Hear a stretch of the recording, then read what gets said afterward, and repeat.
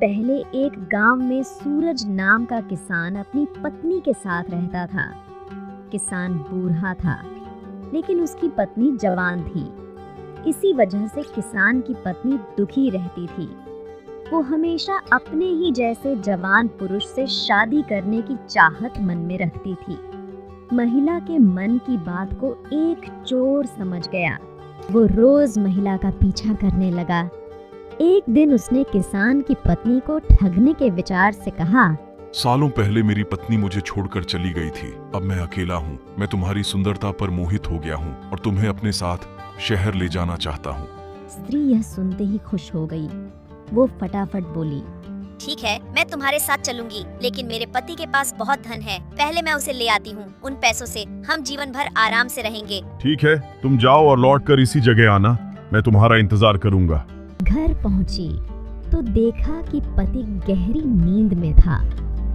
महिला ने सारे जेवर और नकदी को पोटली में बांधा और चोर के पास चली गई। किसान की पत्नी को आते देखकर चोर के मन में हुआ, अब मैं बहुत जल्दी धनवान बनने वाला हूँ। बस अब इस महिला से पीछा छुड़ाने की तरकीब निकालनी। तभी किसान की पत्नी चोर के पास पहुंची। उसके पहुंचते ही दोनों दूसरे शहर की ओर निकल गए। कुछ दूर चलने के बाद रास्ते में एक नदी मिली। नदी को देखते ही चोर को एक तरकीब सूझ गई। वह महिला से बोला, देखो, नदी गहरी है, इससे मैं तुम्हें पार करवाऊंगा, लेकिन पहले मैं यह पोटली नदी के उस पार रखूंगा, फिर तुम्हें साथ ले जाऊंगा। स्त्री को चोर पर पूरा विश्वास था। उसने कहा, हाँ, ऐसा करना ठीक रहेगा। देखो, तुमने भारी जेवर पहने हैं। ये जेवर भी तुम मुझे दे दो, ताकि तुम्हें नदी पार करने में कोई बाधा न हो। ये सुनते ही किसान की पत्नी ने अपने सारे जेवर चोर को दे दिए।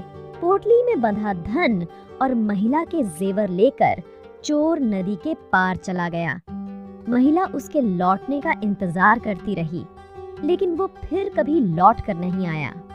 अब महिला को बहुत दुख हुआ और उसकी आंखों से आंसू बहने लगे, लेकिन पछतावे के लिए तब तक बहुत देर हो चुकी थी। उसका सारा पैसा और जेवर लेकर चोर जा चुका था। धोखेबाजी का फल हमेशा बुरा ही होता है। व्यक्ति जैसा बोता है वैसा ही काटता है। इसलिए कहा जाता है कि हमेशा हर रिश्ते में ईमानदारी दिखानी चाहिए।